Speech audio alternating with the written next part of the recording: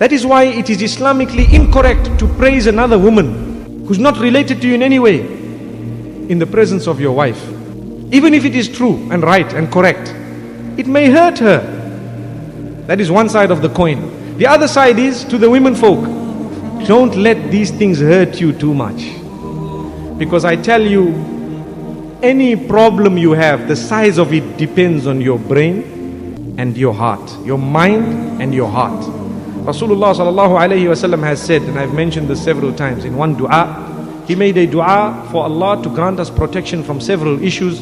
And one of the things he mentioned, وَمِنَ الْيَقِينِ مَا تُهَوِّنُ بِهِ عَلَيْنَا مَصَائِبَ الدُّنْيَا. Oh Allah, grant us enough yaqeen that the problems of this dunya become easy and small for us. This means if you have yaqeen, then your problems will be made small.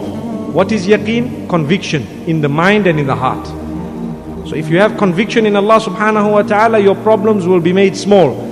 This means whenever you have a problem, your mind and heart can make it small.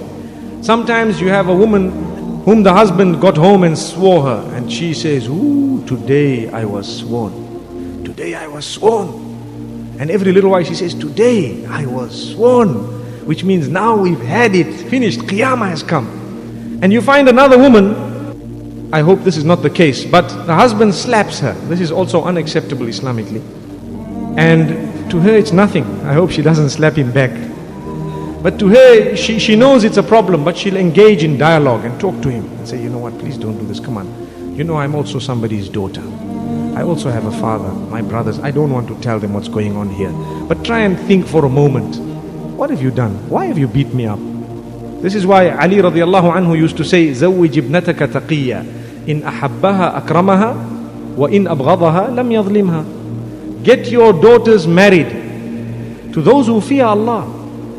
Because if they love your daughter, they will honor her.